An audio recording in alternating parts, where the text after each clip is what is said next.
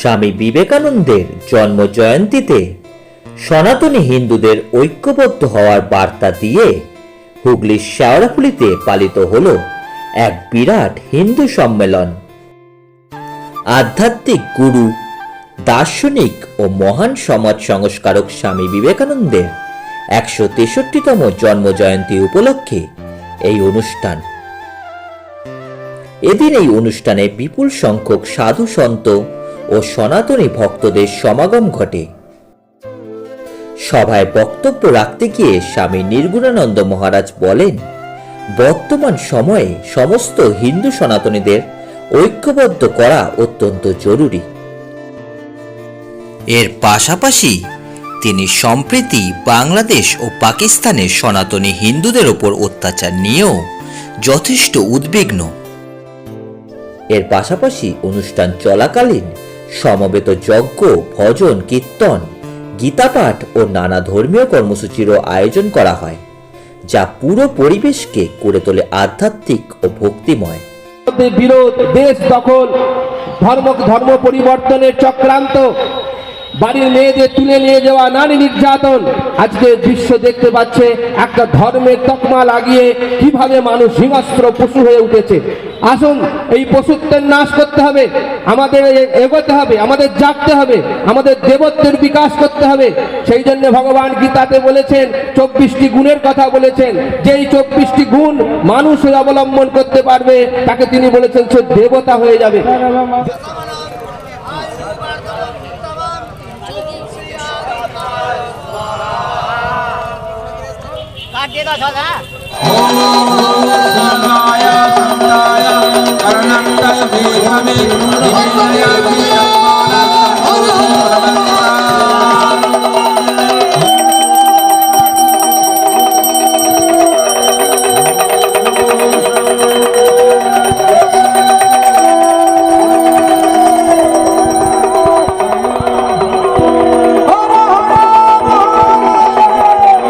স্বামী বিবেকানন্দের আজকে জন্ম জয়ন্তীর শুভেচ্ছা সমস্ত দেশবাসীকে।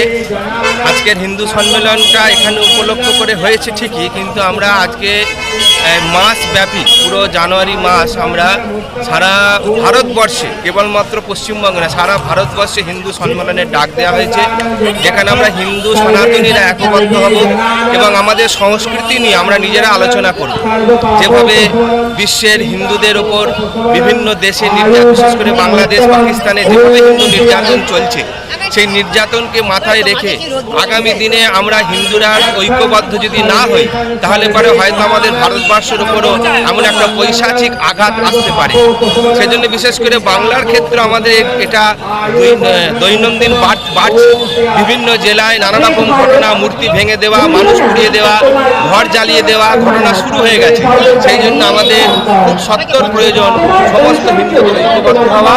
সেই জন্য জায়গায় জায়গায় আজকে হিন্দু সম্মেলনে বার্তা আমি একটাই দিতে চাই, স্বামী বিবেকানন্দের যেটা স্বপ্ন ছিল উনি ওই স্বপ্নটা পুরো করেছেন।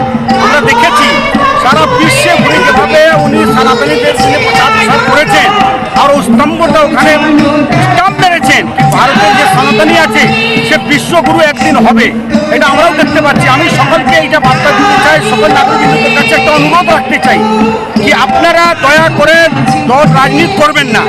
রাজনীতি যদি করতে হয় করুন, কিন্তু এক ছাদ তলায় একদিন আসতে হবে। একেবারে আমরা হিন্দু, এটা মাথায় রাখতে হবে। আমরা হিন্দু আছি, আমাদের সনাতনীকে বাঁচানোর জন্য হিন্দু সবাইকে এক হতে হবে। হিন্দু আমরা যদি বাংলায় আমরা হিন্দু সব এক থাকি, আমার এই বাংলারই মাটির সন্তান স্বামী বিবেকানন্দজি উনি সারা বিশ্বকে বার্তা দিয়েছেন যে আমরা হিন্দু হয়ে আমরা গর্ববোধ করি। সেইটাই বার্তাটা আমিও দিচ্ছি যে আমাদের সকলকে এটা এক হতে হবে। এটা হিন্দুস্তান আছে, আমাদের সকলকে হিন্দু হয়ে গর্ববোধ করতে হবে।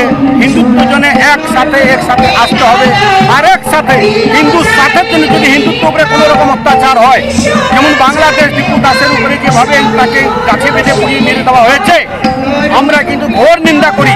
আমরা কিন্তু এইটা সহ্য করবো না। আমরা যেখানে হিন্দুরা আছি, আমরা যতজন সনাতনী আছি, আমরা কিন্তু এটা কখনো বরদাস্ত করবো না। আমরা হিন্দুদের জন্য যত যোগ্য করতে হবে, যে পথে যেতে হবে আমরা যাব, সনাতনীদের জন্য আমরা কিন্তু সাথে থাকবো, তাদের পাশে থাকবো।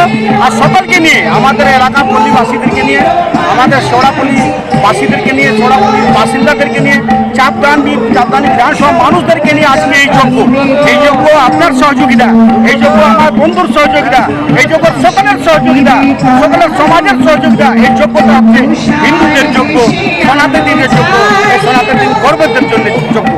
देखिए, पहली बात कि ये जो विराट हिंदू सम्मेलन जो हो रहा है, ये राजनीति से दूर दूर तक इसका कोई वास्ता नहीं है। पश्चिम बंगाल में ये साफ साफ हम लोग देख रहे हैं जैसे सनातन हिंदू के अस्तित्व के ऊपर प्रश्न चिन्ह उठाया जा रहा है, और हर तरह से हम लोग देख रहे हैं कि पश्चिम बंगाल में जिहादी शक्ति जिस तरह से बढ़ रही है, पश्चिम बंगाल में भारत के नियम कानून संविधान के ऊपर प्रश्न चिन्ह उठाया जा रहा है। ये सब चीज़ को मद्देनजर रखते हुए पश्चिम बंगाल के तमाम जातीयतावादी राष्ट्रवादी जितने भी सनातनी हिंदू हैं वो सब एकत्रित हो रहे हैं, और ये विराट हिंदू सम्मेलन सिर्फ यहाँ नहीं, पश्चिम बंगाल के हर मोहल्ला, हर कोने, हर जगह हो रहा है। और 2026 में ये 3 महीने बाद जो इलेक्शन होने वाला है उसमें पश्चिम बंगाल का हर सनातनी हिंदू एकजुट होकर ये राष्ट्रवादी जो सरकार है उस सरकार को लाएगी, और पश्चिम बंगाल फिर से वो गर्वान्वित और घमंड गुरूर करने वाली वो स्थिति को फिर से प्राप्त करेगी।